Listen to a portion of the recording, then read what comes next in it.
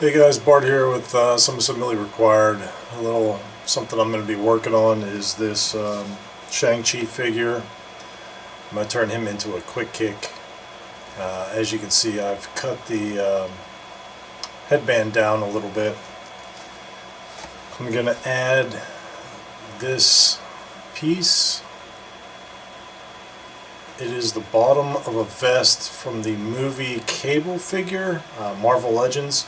I had to cut it off for another custom, but I never throw anything out. I'm going to reuse it. It's pretty cool because it has some pouches built into it. This one I cut right along the edge of it so I can reuse it. So what I'm going to do is take the figure, and I'm actually going to put that down on him like that. It's going to be glued in at the bottom, maybe a little dab of glue on the shoulder to keep it from sliding down looking stupid. On top of that, I'm going to do a little bit of trimming to smooth this out, but I'm going to add these stars to it. I have 3 of them here. Those will get added. They look a lot like his original ones. If I can find the camera. These, I believe, came from a Ninja Turtle. Not exactly sure. I was at a vintage toy store. They had a bin labeled Ninja Turtle accessories. So I grabbed these. They are a little bit too big. I don't have the correct hand in him right now for stars. But you can see it's a little bit big, but fuck it, I don't care. It's my figure, I think it looks cool. These pouches, I cut off a knockoff Joe, 21st century type dude, I think. I don't know. I save everything. Those I'll paint and stick on the sides, like on the original figure. And these I'm going to keep. They came with them. I think they're pretty cool, so they'll stay with him. I don't think I'm going to do any painting on these because his pants are already red. I do like this red color, but he does have black pants. So I'll paint over this yellow crap and orange junk at the bottom. But I'm thinking on the side of the pants, I'm going to leave a red stripe down the side, just because I think that would look cool. I like them. And the Toys R Us exclusive had a yellow stripe down the side, so I kind of tied that in a little bit in a roundabout way. And then I have this sword I got from a Marvel Legends Hand Ninja, I believe. You can also get them in red handled. I think from the Lady Deadpool has some. I got some of those somewhere too. But I'm probably gonna one-off some kind of backpack to go on here once I get this put on him. Not exactly sure yet. I might just have him hold it all the time. It depends on if I feel like getting the green stuff out or not.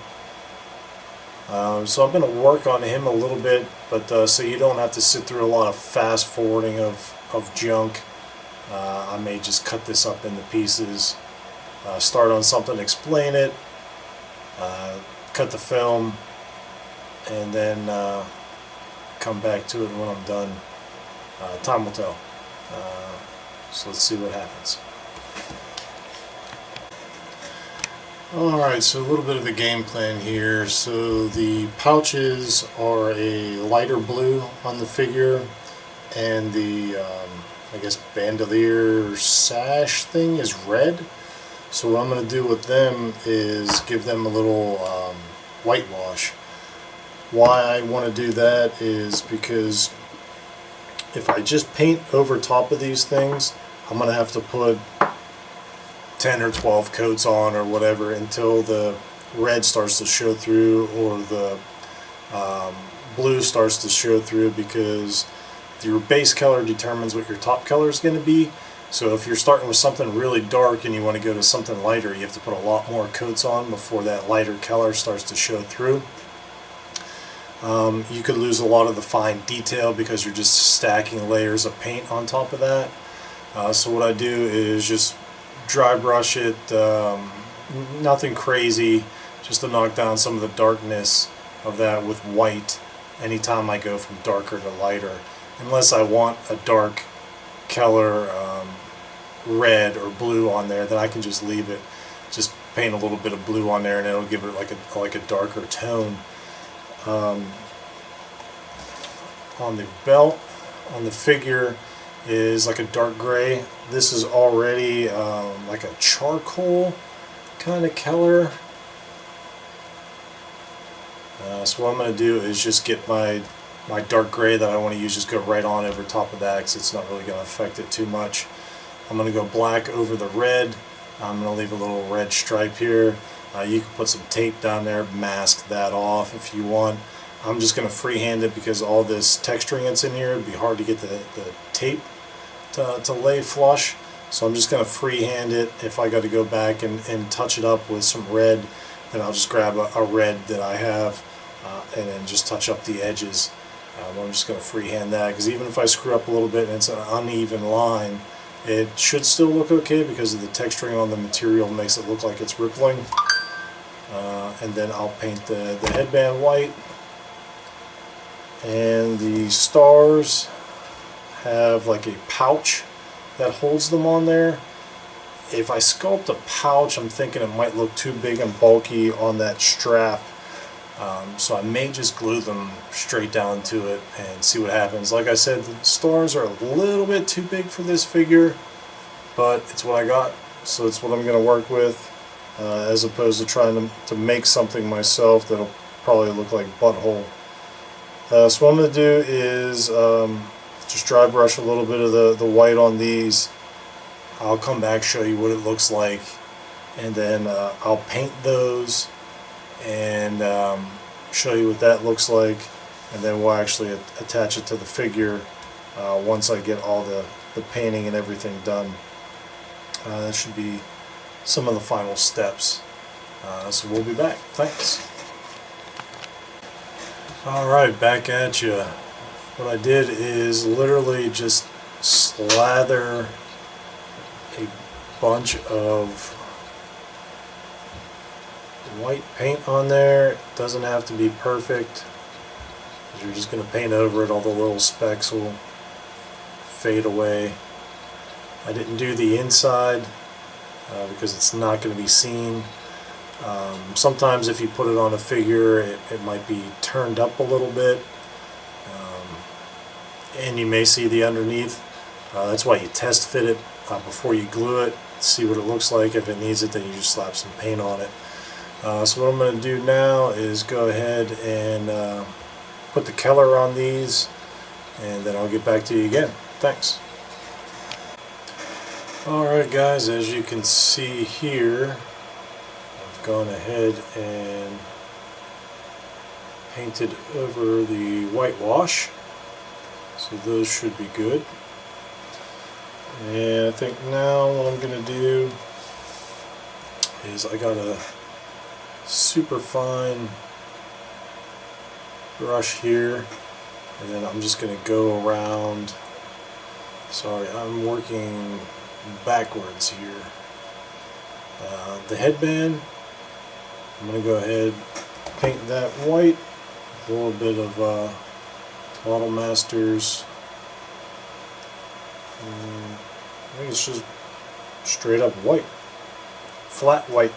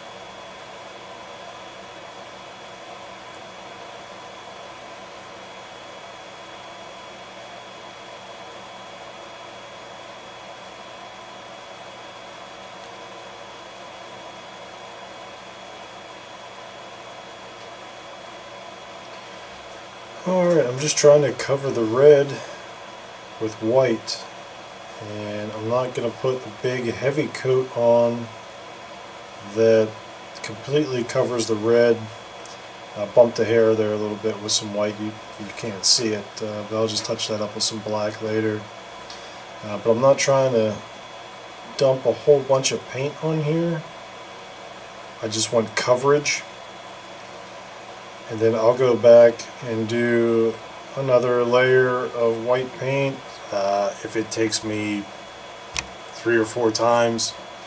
I don't really care. I just want it to look good. So you put paint on that's going to cover it, but a little bit might show through. Now, if you put one big heavy coat on, as paint dries it shrinks and it could look chunky or thick because you just got a whole big glob, and as it dried it shrunk and turned out kind of funky. So a lot of light coats is better than one big heavy coat. And I'm not doing anything really special here other than just applying some paint. I'm using my pinky here on his head to stabilize this hand so that I'm not jerking and wiggling around as much. I could even ground this hand and his hand on the table to get a steadier base.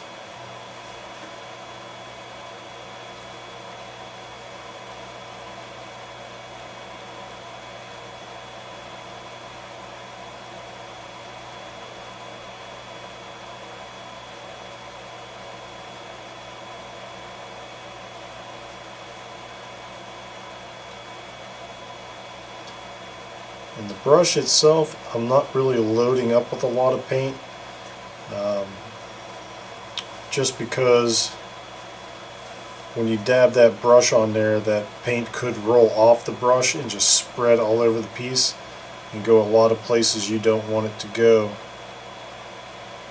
So if I got to reapply on my brush after every stroke, I'm fine with that, as long as I'm getting that even coverage that I'm looking for.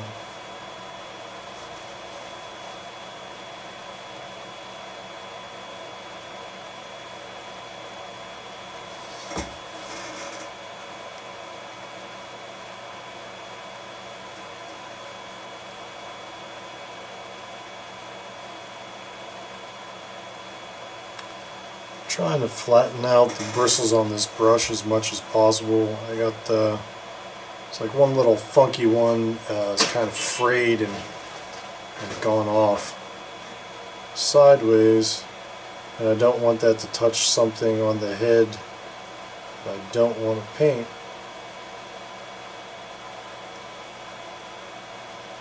So by putting paint on the brush, it kind of smooths that out, lets it lay down flush with the other ones, and if that doesn't help, then I'll just cut it off.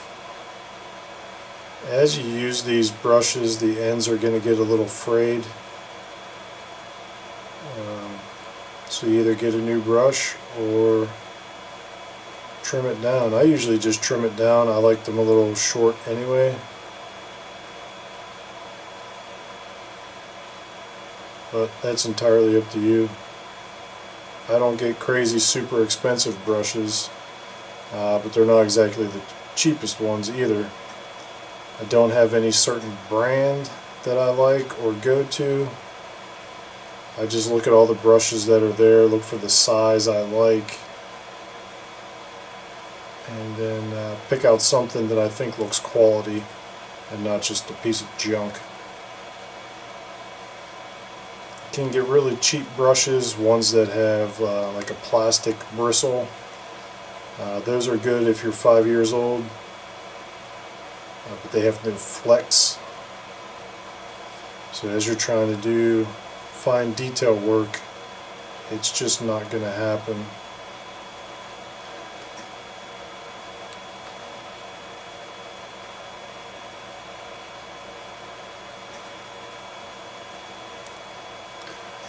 Alright, we're getting there. Sorry if I'm a little out of frame here, it's kind of hard to see what I'm doing when I'm doing it.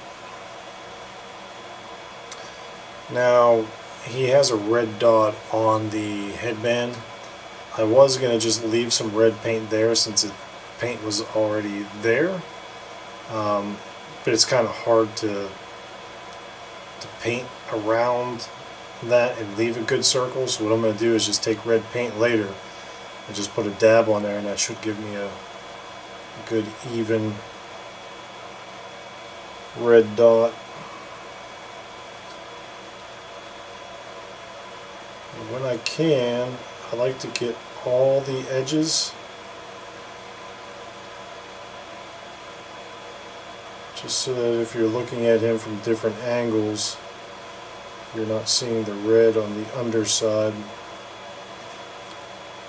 I might have to paint this guy's hair. Looks like the factory got some red paint on his hair, so I'll go back and cover that up with some black paint. Alright, so if you see,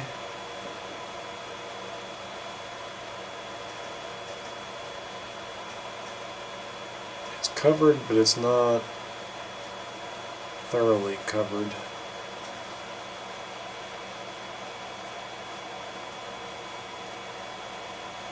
Sorry, again, I'm working backwards with the camera in front of me. It's a little different, but